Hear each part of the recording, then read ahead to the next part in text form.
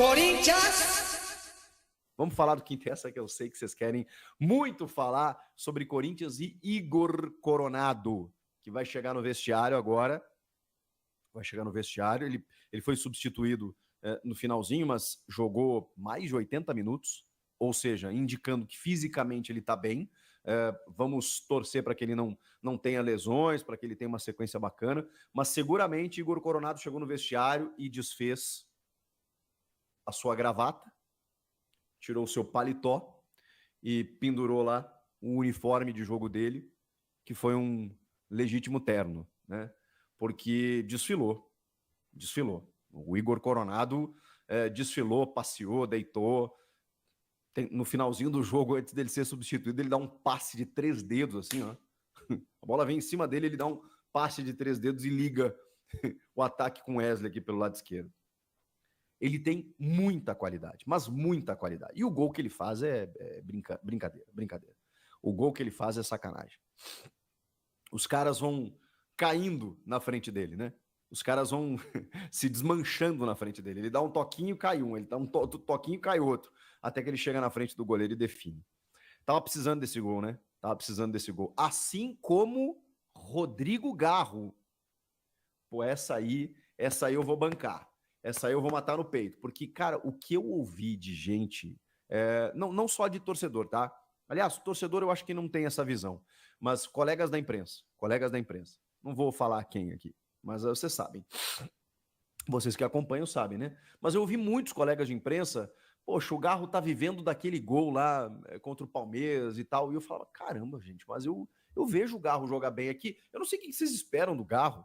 Eu não sei o que as pessoas esperam do Garro. Que o Garro seja um Messi, sei lá, que ele decida todos os jogos, que ele pife os companheiros todos os jogos. Claro que ele é um meia em que você espera uma efetividade na frente. Mas o Garro é um motorzinho, cara.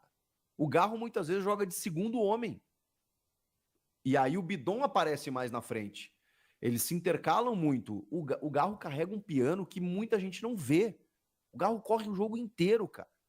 E aí eu falava assim, poxa, eu acho que pro Garro, em termos de confiança, assim, cara, falta o gol, sabe? Falta um pouco mais de gol, um pouco mais daquela assistência, assim, né, que apareça mais pro público, né, ou nos melhores momentos, né, que às vezes o cara não tá nos melhores momentos, mas ele fez toda a jogada, ele foi lá, recompôs, ele foi caçado, ele apanhou, ele sofreu a falta, aí beleza, aí aparece o gol de falta, ou o levantamento para a área, ou o escanteio, o gol de cabeça do zagueiro, e aí parece que o Garro não participou. E aí ele faz um gol maravilhoso. O gol de Rodrigo Garro é maravilhoso. Uma cobrança de falta do lado direito que surpreende o goleiro, surpreende todo mundo, vai no ângulo oposto do goleiro, é de quem tem muita qualidade. Ele joga atrás? Sim. Ele às vezes fica muito recuado? Sim. Mas é onde ele consegue participar mais do jogo. E aí, com a entrada do Coronado, isso foi interessante a gente observar, eu até olhei e falei assim, poxa, Antônio, lembra que eu tinha falado para vocês aqui, para quem acompanhou o vídeo do pré-jogo aqui, de que o Coronado podia ser a ponta do losango? Então, daqui a pouco ele abria o meio-campo com o Ranieri, jogava o Garro na direita, botava o Bidon na esquerda e o Coronado mais centralizado na ponta do losango, chegando ao ataque para abastecer o Yuri e o Wesley. O Wesley jogou mais à esquerda e foi muito bem, tá? Mais um grande jogo do Wesley. O Yuri, centroavante, e deixou dele. Tem gente falando que foi contra. Pô, na minha cabeça aqui o Yuri antecipou. Até quero ver esse gol de novo aí. Mas se for acreditado para ele, são 13 gols do Yuri na temporada. E aí ele perdeu depois uma bola que ele tá na cara do goleiro, assim, ele tenta o drible, o goleiro vai bem, né? Taca a bola no pé dele. E o Coronado jogou na direita. Pelo menos assim, no posicionamento tático, o Coronado estava mais à direita. E eu pensei, pô, cara, por que ele ficou preso aqui do lado direito e tal? Eu achei que ele poderia render mais como meia. Mas aí você vai vendo o jogo, você vai vendo que ele flutua mais. Você vai vendo ele mais móvel. Você vai vendo ele construindo mais jogadas. Ele no primeiro tempo, especialmente, jogou muito pelo lado direito. No segundo tempo, aí ele já estava mais, né, mais solto, ele e o Garro intercalando em vários momentos. E aí, quando ele faz o gol, é aquele gol do meia que tem a qualidade, sabe que tem recurso, que pode chegar muito bem à frente e faz um gol maravilhoso, um gol maravilhoso. Mas não foi só isso, né? Ele fez muita coisa no jogo, ele distribuiu o jogo, ele comandou o time. Então, assim, o Garro, muitas vezes, mais do que nunca, foi sacrificado pela entrada do Coronado, exatamente porque o Garro carrega o piano atrás pela intensidade que ele tem uma característica diferente da do Coronado, e o Coronado é um cara mais do refino técnico. Mesmo assim, o Coronado se movimentou muito, muito. Ele não foi um cara mão na cintura, não foi um cara posicionado recebendo a bola para dar passe. Não, ele apareceu, ele tem uma capacidade de se desmarcar que é impressionante. Então você via em vários momentos o Racing, cara, o Racing no começo chegando a madeira, chegando a lenha. Pô, com 5 minutos os caras já tinham dado 2 butinadas, butinada não, né? Braçada no Yuri, acho que no Ranieri também. Enfim, os caras estavam chegando.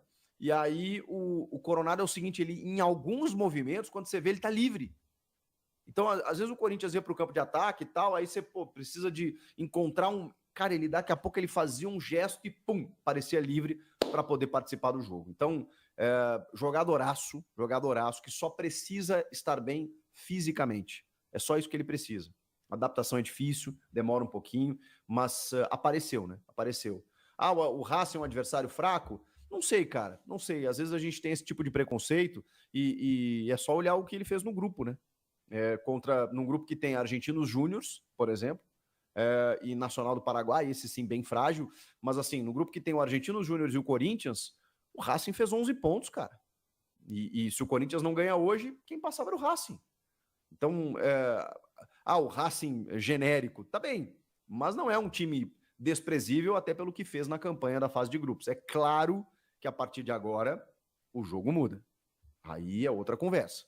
Estamos falando de outra turma, né? Porque aí a gente vai falar de mata-mata, jogos decisivos, vai afunilar muita coisa, a gente vai ver quem vai passar, é só o primeiro que passa, né?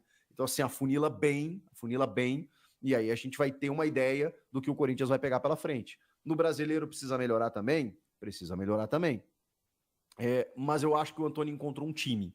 Mais do que encontrar um time, você sente uma evolução, uma constância, uma ideia de jogo. É que é difícil ele poder contar com todo mundo ao mesmo tempo, né? Se ele conseguir contar com todo mundo numa sequência grande de jogos, esse é o time.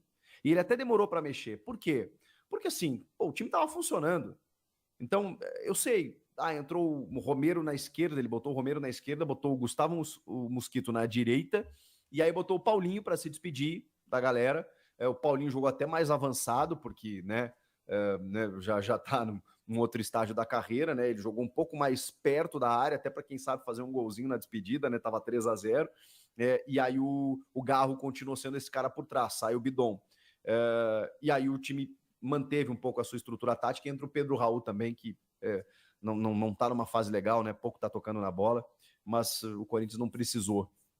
Até tentou bastante a bola aérea depois que o Pedro Raul entrou, que era uma crítica minha, né? Pô, às vezes o Pedro Raul entra e ninguém cruza a bola, aí não adianta, né? Os caras ficam tocando para lá e para cá e o Pedro Raul lá tendo que voltar para buscar jogo. Não, dessa vez não. Teve muita cobrança de escanteio, teve bola aérea, teve tentativa, mas ele não conseguiu fazer um golzinho aí para deixar o dele.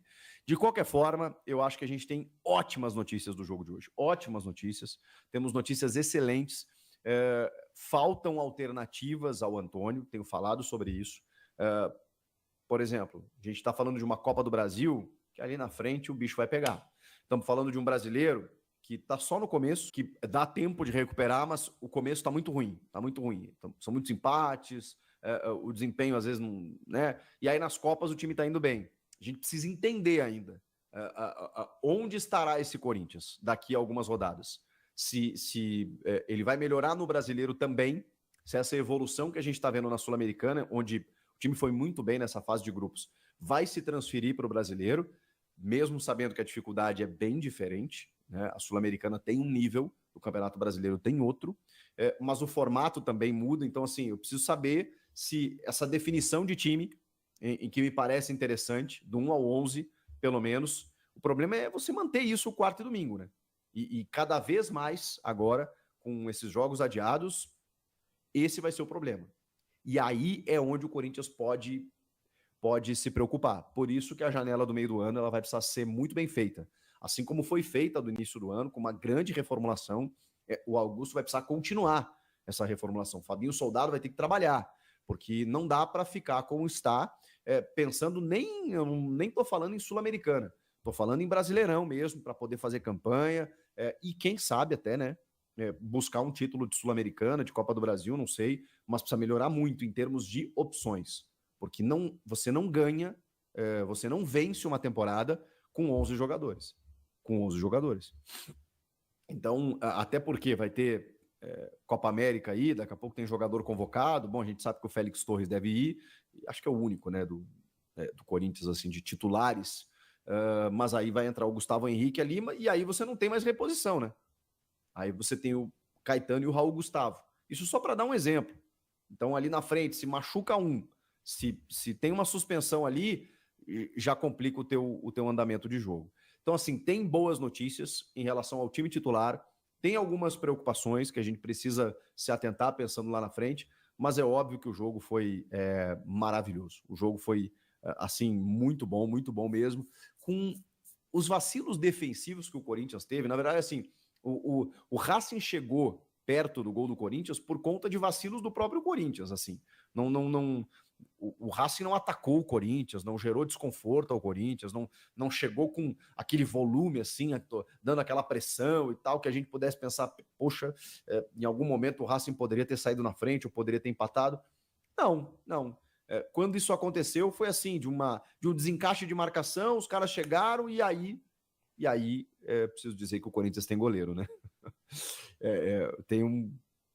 Tem um outro gigante no gol que é impressionante. Mesmo quando ele errou, saiu jogando errado ali, cara, ele salva uma bola assim, muito no reflexo. O cara tá na frente dele. Ele erra o passe assim, o cara tá na frente dele, o cara domina e chuta, ele já pá. Ele é muito rápido. Pô, é um cara de mais de 2 metros e a agilidade que ele tem é impressionante. E a reposição de bola dele é boa, né? É que ali eu acho que ele quis meio que sei lá, ele tentou jogar curto. Não vou nem dizer que ele quis enfeitar, porque o Carlos Miguel sabe jogar com o pé. Você nota que ele sabe. Ele tanto com a perna esquerda quanto com a perna direita, ele repõe bem com a mão, se ele precisar jogar rápido. Ele tem essa virtude. Sai do gol sempre bem, assim. Só que ali, sei lá, ele quis jogar curto ali, o cara antecipou, parou na frente dele e ele salvou. Depois defende uma bola boa antes disso no primeiro tempo, defende uma bola boa no segundo tempo. Então, quando precisou, e esse é o detalhe, né? O Corinthians foi bem, ofensivamente bem, criou muitas, mas muitas chances para fazer 4, 5 tranquilamente. Mas mesmo quando a bola foi no gol, lá estava o goleiro. E aí que começa a se construir um time. Porque não adianta nada você começar a construir algumas possibilidades ofensivas e a tua defesa vazando. E o Corinthians sofreu muito, primeiro com a proteção à frente da zaga, e agora está resolvido com o Ranieri. Depois com os zagueiros, e para mim a dupla está resolvida também.